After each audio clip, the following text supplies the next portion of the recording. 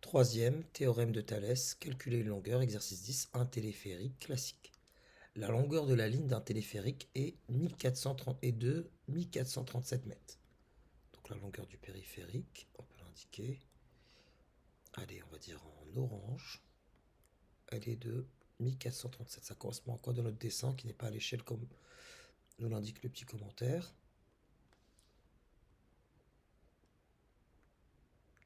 Cette longueur 1437, elle est là. Ça correspond par rapport à notre dessin au segment GB. Voilà, 1437. Par ailleurs, après avoir parcouru 450 mètres en montant, ils étaient en train de monter, ils marquent un temps d'arrêt. Après avoir parcouru 450 mètres. Autrement dit, ce 450 mètres, ils étaient là, ils étaient au point B, au niveau de la mer, ils sont montés, ils se sont arrêtés là, et on nous dit qu'ils ont parcouru de là à là, donc je l'indique, 450 mètres. Donc la distance BD est de 450 mètres. Il y a un arrêt, et on nous demande à quelle altitude, arrondie, à l'unité, se trouve-t-il. Voilà, donc à quelle altitude. Donc on cherche cette longueur-là.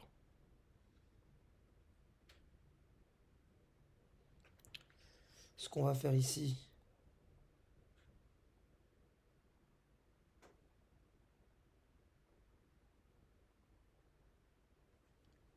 c'est qu'on va vérifier les conditions d'application du théorème. On voit clairement que c'est le théorème de Thalès. De triangle imbriqué, avec deux droites perpendiculaires ici, vérifiant les conditions. Certes, on a un modèle, mais on va essayer d'être rigoureux et ne pas balancer les conditions comme ça, en essayant de nous convaincre d'abord nous-mêmes. Première condition. Est-ce que les droites AH et GD sont séquentes en B? Oui. On va l'expliquer. A appartient au niveau de la mer, H appartient au niveau de la mer, et B appartient au niveau de la mer. Donc ils sont bien alignés. Donc on a bien que la droite AH, si on la poursuit, elle va jusqu'à B. Donc la droite AH, donc AH va jusqu'à B. Ils appartiennent tous au niveau de la mer. On pourrait l'appeler le niveau de la mer et séquent avec la ligne du téléphérique au point B. Voilà, on pourrait le dire comme ça, mais là, par rapport à l'autre modèle, AH et GD, donc le périphérique c'est un fil tendu. Si je le prolonge, il rencontre B ici. B appartient également à ma ligne de téléphérique, donc AH et GD qui est là. Si je les prolonge, elles sont 50 en B. AH et GD sont 50 en B. Maintenant, deuxième condition, est-ce que les droites DH ici et AG sont parallèles? Effectivement, parce qu'elles sont perpendiculaires à la même droite, c'est-à-dire le niveau de la mer. Donc, j'écrirai AG est parallèle à HD. HD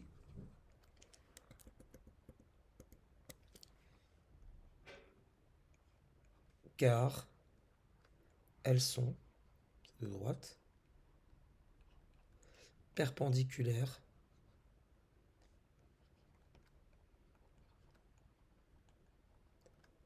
à la même droite.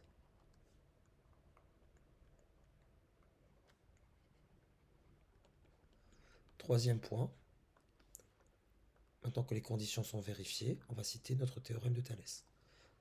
Je rappelle qu'on cherche la longueur HD, c'est-à-dire la hauteur où se trouve le téléphérique. Donc on a d'après le théorème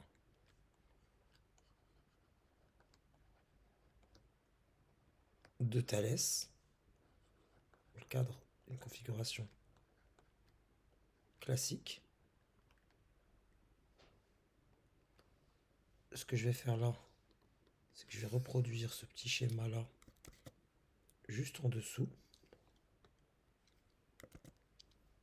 Mais là, il me reprend tout, donc ça va pas le faire. c'est pas grave. Je vais écrire mes rapports directement, maintenant on est habitué.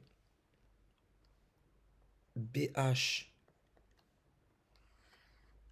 sur BA, deux longueurs qui ne me servent à rien ici, je commence par elle, qui est égal à BD sur BG, BD sur BG, qui est enfin égal à HD sur AG. HD sur AG. C'est-à-dire,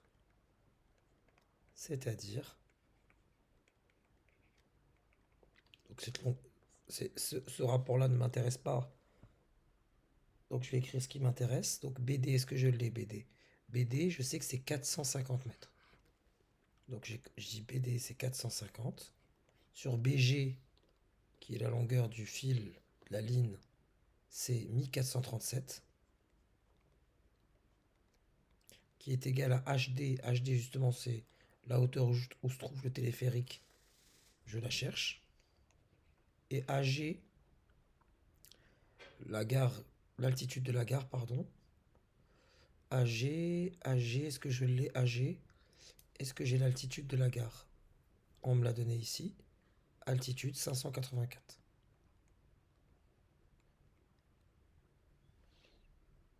Donc, à partir de là, je peux utiliser un produit en croix. J'écrirai donc HD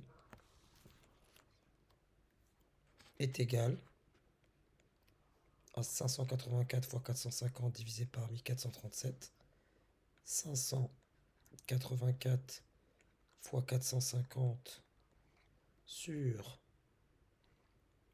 1437, qui me donne environ